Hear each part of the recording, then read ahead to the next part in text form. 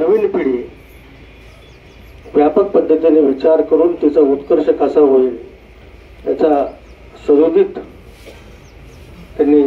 कार्यतत्परता दाखवली। मला आठवतंय आदिशक्ती कमलच्या मातेचं मंदिर पूर्ण झालं आणि कलश स्थापना झाल्यानंतर त्या कार्यामध्ये बराचसा निधी शिल्लक राहिला आणि मग काही संस्था तयार करावी आणि त्याच्यामध्ये ते पैसे ठेवावे। तर त्याच कालावधीमध्ये हायस्कूलची इमारत तिथं विद्यार्थ्यांना नव्हती आणि मग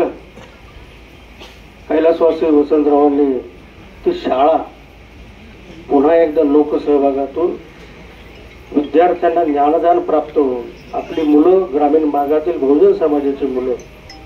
अतिशय उत्तम पद्धतीने त्यांना शिक्षण प्राप्त होऊन पुढचा त्यांचा भविष्यकाळ उज्ज्वल असावा अशी केवळ वैचारिक भूमिका मांडली नाही तर ती कृतीतून त्यांनी समाजाला दाखवण्याचं काम या पुणे जिल्ह्यातील परिसरातील आपल्या पूर्वसुरी वाडवडिलांनी केलंय आणि नेहमीच सदैव आपल्यापेक्षा थोर मंडळींच्या प्रती त्यांचा आदर आणि तरुणांच्या मध्ये सदैव रमवणारा हा नेता होता। आजही आपण पाहिलं दुःखी करणारे उपस्थित असलेले सर्व बंधू भगिनी आप्तेष्ट मित्र हितचिंतक आणि सहकारी मित्र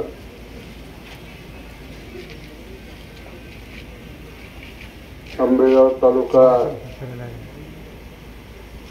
मार्केट कमिटीचे विद्यमान सभापती माननीय वसंतरावजी बाबाजी बालेराव यांचं आज निधन झालं आणि त्यांना आपण आता अखेरची श्रद्धांजली अखेरचा निरोप देण्यासाठी या ठिकाणी उपस्थित आहोत। तसं पाहिलं तर 66-67 हे वय काही झाल्याचं नाही, परंतु वर्ष दीड वर्षापासून त्यांना काही दुर्धर